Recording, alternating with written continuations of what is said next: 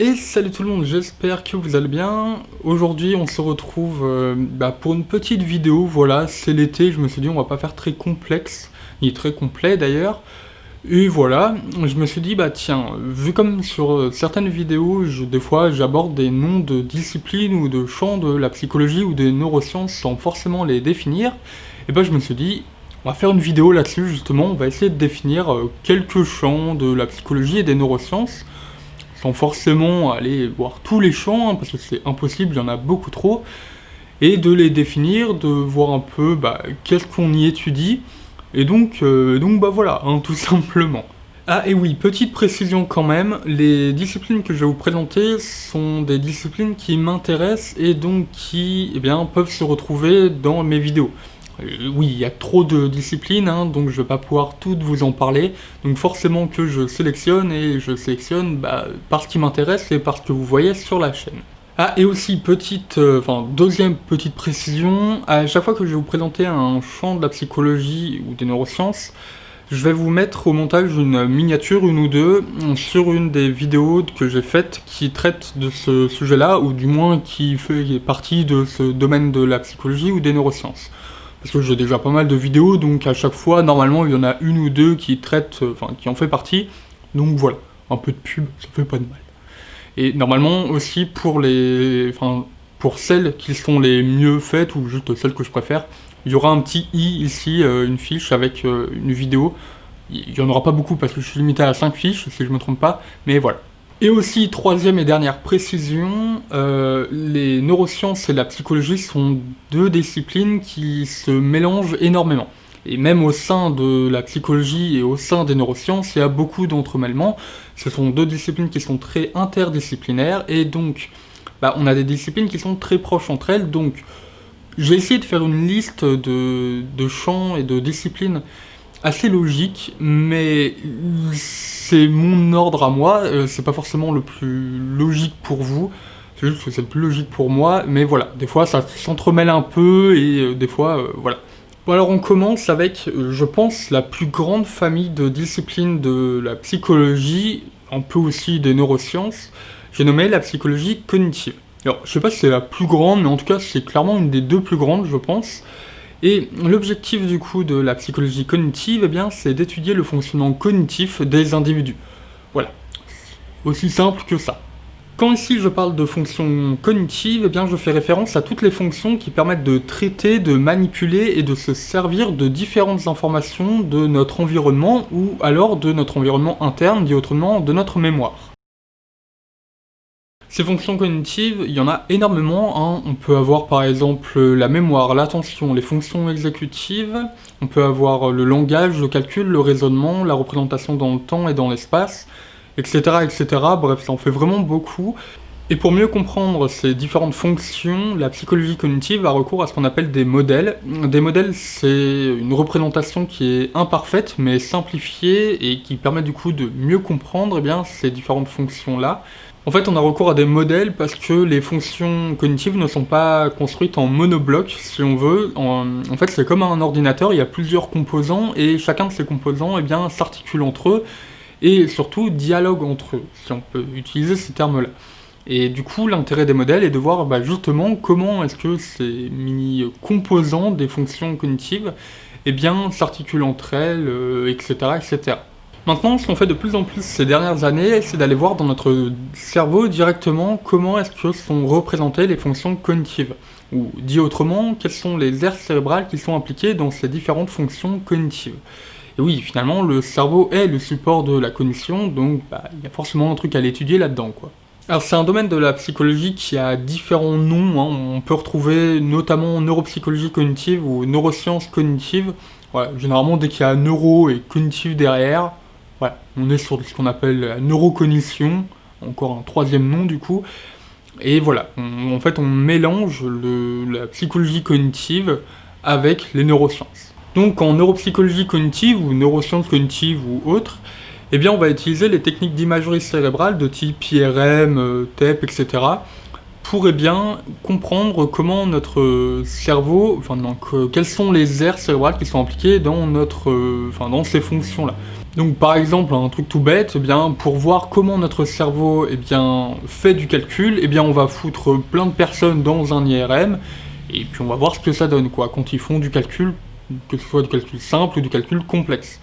Pareil, quand on leur fait faire une tâche de mémoire de travail, hein, donc une tâche d'empan, donc retenir un certain nombre de nombres ou de lettres ou autres, pareil, encore une fois, on les met dans un IRM et on voit ce qui se passe. En fait, c'est super intéressant pour deux aspects principaux. Déjà, tout simplement pour juste la curiosité, entre guillemets, de savoir quelles sont les régions qui sont impliquées dans les différentes fonctions cognitives. Et l'autre intérêt, c'est le cas pathologique, cette fois, c'est de se dire, tiens, qu'est-ce qui se passe, par exemple, dans les troubles 10, la dyscalculie, la calculie, on peut se demander, tiens, qu'est-ce qui se passe dans cette pathologie-là? Et donc, du coup, ça peut ensuite, donner des idées pour des pistes thérapeutiques. Un domaine de la neuropsychologie cognitive qui est assez intéressant, je trouve, c'est la neurolinguistique. La neurolinguistique, comme son nom l'indique, c'est donc le lien entre linguistique et neurosciences. Donc, dit autrement, on va étudier le langage à travers le spectre de notre cerveau.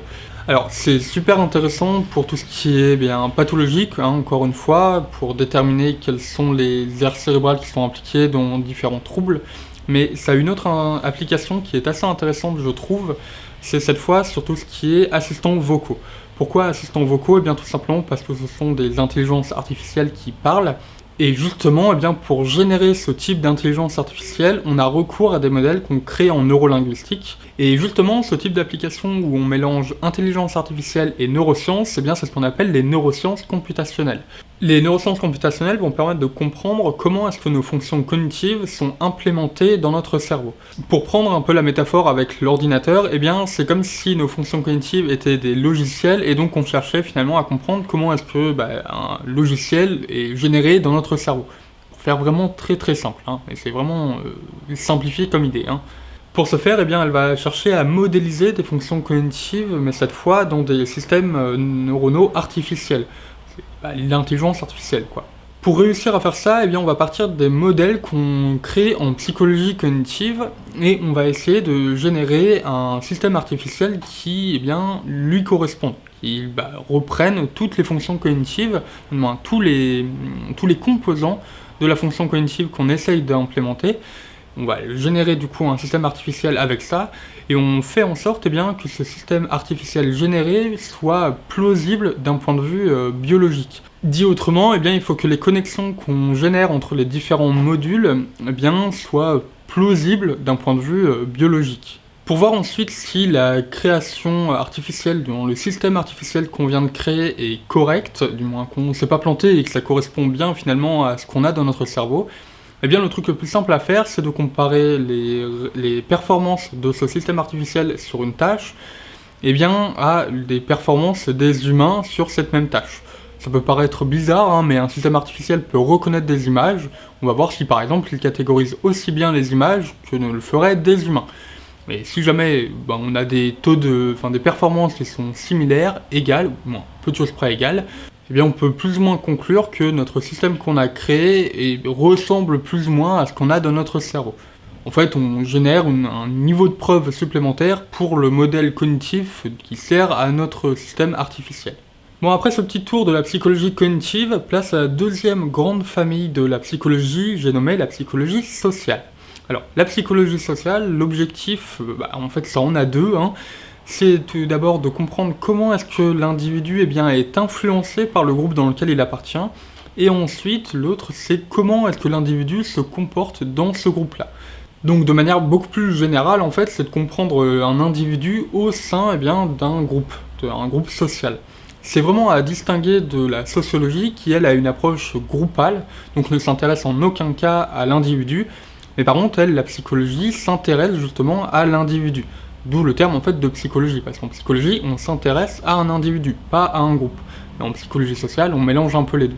Là aussi, c'est encore un domaine qui est ultra large et ultra intéressant, et par exemple, on peut s'intéresser à tout ce qui est influence, apprentissage, comportement interindividuel, prise de décision, comportement de santé, croyances, etc., etc.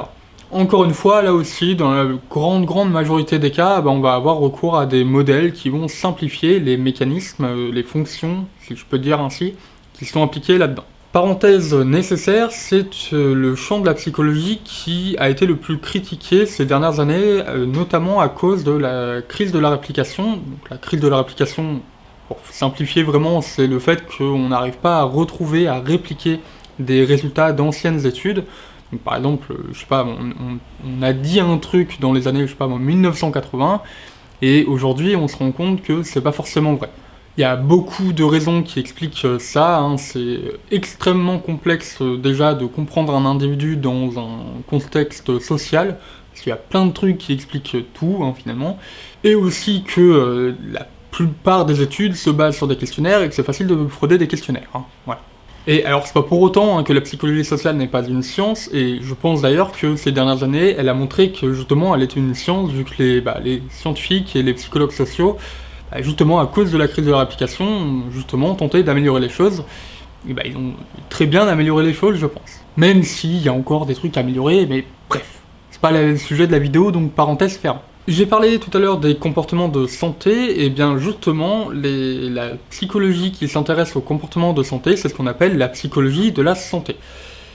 Ouais, c'est simple comme nom, pas besoin de faire compliqué quand on peut faire simple, hein. L'objectif de la psychologie de la santé, c'est de comprendre pourquoi les individus se comportent de telle manière vis-à-vis de leur santé, donc ont ce qu'on appelle ce qu'on pourrait appeler des comportements de santé, donc des comportements sains pour leur santé, et à l'inverse, pourquoi est-ce que on a des comportements à risque. Donc du coup, on va chercher à comprendre pourquoi est-ce que certains individus fument et d'autres ne fument pas, pourquoi est-ce que certains mettent des capotes et d'autres n'en mettent pas pendant un rapport sexuel. Pourquoi est-ce que, je sais pas moi, certains ont des comportements routiers à risque et d'autres n'en ont pas. Pourquoi est-ce que certains mettent un masque et d'autres n'en mettent pas, hein, voilà, sujet d'actu, etc., etc. Une des plus grosses applications de la psychologie de la santé, c'est tout ce qui est prévention.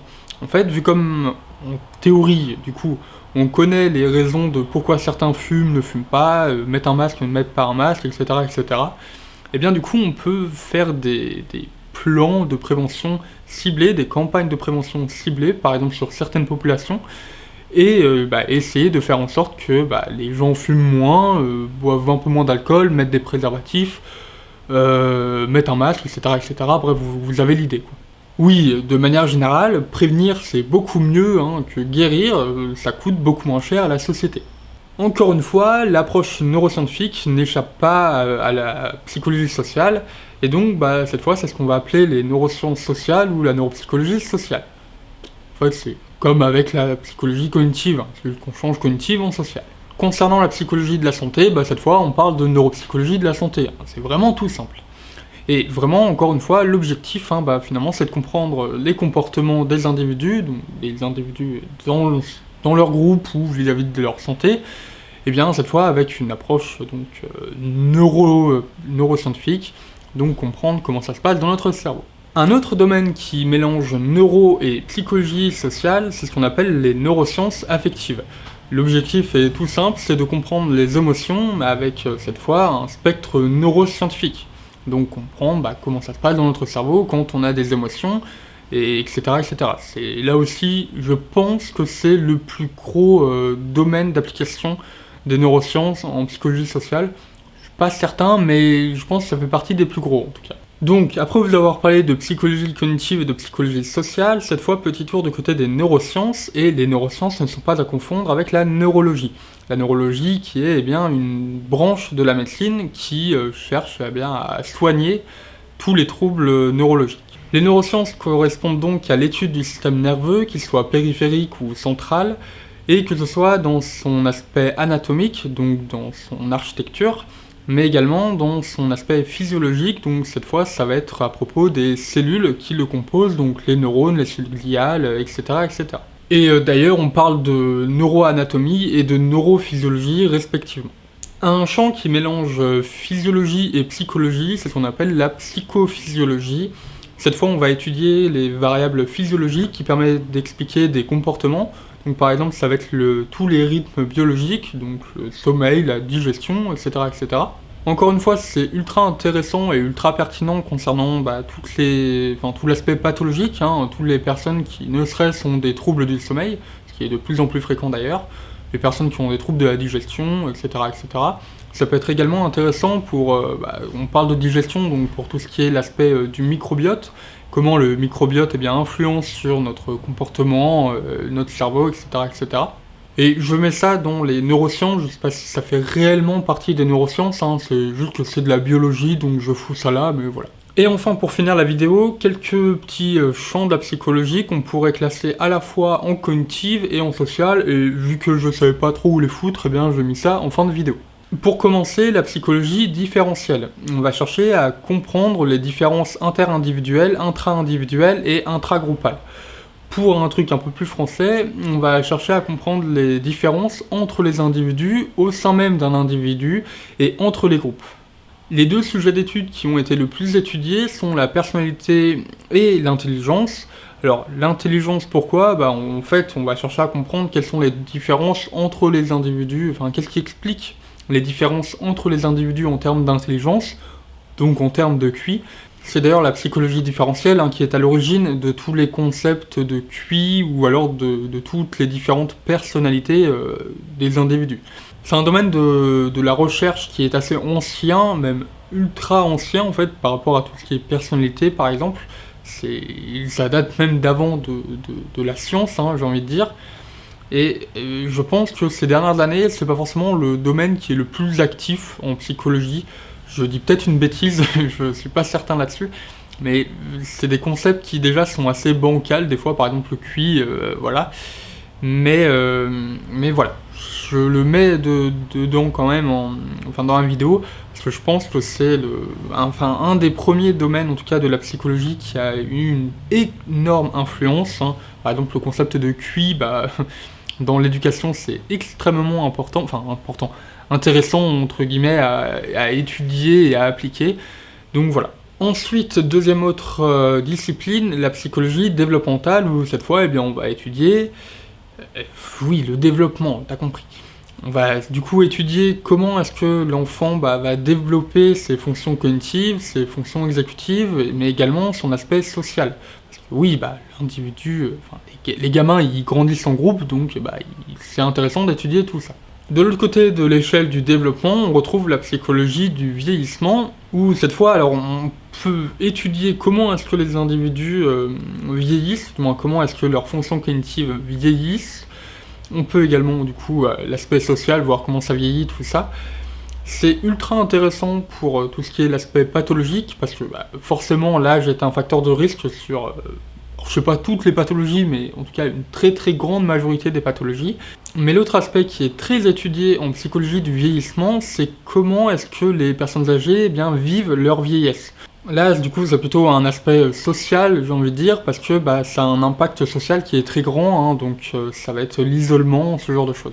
Et enfin, deux dernières disciplines qui sont, alors, en soi qui sont pas très proches, mais un peu quand même, c'est la psychologie du travail et la psychologie de l'ergonomie. La psychologie du travail, elle a d'abord un aspect très social, donc ça va être par exemple comprendre les relations interindividuelles au sein d'une entreprise ou d'une organisation.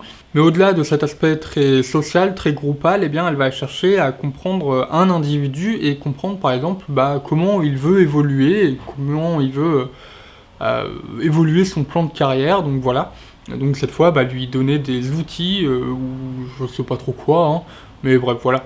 Et l'autre aspect de la psychologie du travail, qui rejoint la psychologie de l'ergonomie, c'est comprendre les relations qui existent entre l'individu et les outils du travail. En fait, pourquoi je dis que ça rejoint la psychologie de l'ergonomie, ou d'ailleurs je crois que c'est psychologie ergonomique, je sais plus trop, bref, qu'importe. En fait, l'idée, c'est de comprendre comment est-ce que les outils sont adaptés à l'humain, et à l'inverse, comment est-ce qu'un humain va pouvoir utiliser des outils.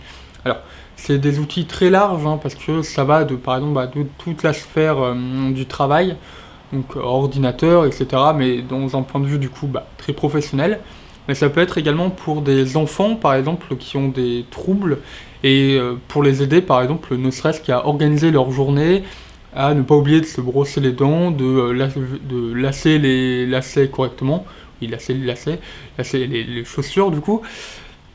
Ça peut être plein de trucs du genre, et du coup c'est un aspect qui est du coup cette fois un peu plus pathologique entre guillemets, mais c'est vraiment dans l'idée de la clinique, et donc d'aider les individus au quotidien, et du coup surtout les personnes qui en ont besoin, et généralement c'est les personnes qui ont des troubles. Mais, et j'allais l'oublier, cet aspect de la psychologie de l'ergonomie, c'est aussi dans l'optimisation des outils. Donc par exemple, ça peut être, j'ai utilisé le terme des ordi tout à l'heure, bah, c'est vraiment ça par exemple, optimiser l'ordinateur et l'interface de l'ordinateur pour qu'il soit mieux utilisé par les humains. Ça c'est ultra intéressant et vous vous en doutez bien que les compagnies de type Microsoft, Apple, etc. Bah, utilisent à fond les recherches là-dedans pour bien justement avoir des outils, des interfaces qui sont le plus ergonomiques possible. Mais il y a d'autres entreprises, par exemple la SNCF, qui bien utilise à fond ces données-là. Par exemple, ça peut être l'affichage, enfin les tableaux d'affichage. Bien, ce sont des années de recherche en psychologie de l'ergonomie et de manière générale en ergonomie pour justement avoir un tableau d'affichage qui soit le plus intéressant, le plus performant, le plus lisible, le plus... bref, un meilleur tableau d'affichage, quoi. Et il y a plein d'entreprises, du coup, comme ça, eh bien, qui utilisent des données en psychologie de l'ergonomie, ou alors qui carrément mènent leurs propres recherches. Hein. J'ai souvenir de pas mal d'études qui sont proposées par la SNCF pour justement, eh bien, que l'usager ait une meilleure expérience de transport. Bon voilà, ça y est, j'ai fait le petit tour de ma liste de courses, j'ai envie de dire presque, mais en tout cas des différents champs de la psychologie. Alors, du coup, c'est pas forcément une vidéo qui, à la base, eh bien, visait tout le monde. En tout cas, c'était surtout je pense en tout cas pertinent pour les personnes qui, des fois, lisent des articles ou qui regardent des vidéos qui, des fois, on parle d'un champ, mais pas forcément en le définissant. Je suis le premier à le faire, donc voilà. J'espère que du coup, ça aurait été utile, au moins pour certains d'entre vous, c'est le but. Si jamais c'est le cas, eh bien, si jamais ça a été utile, eh bien, pensez au petit like, voilà, ça fait toujours plaisir.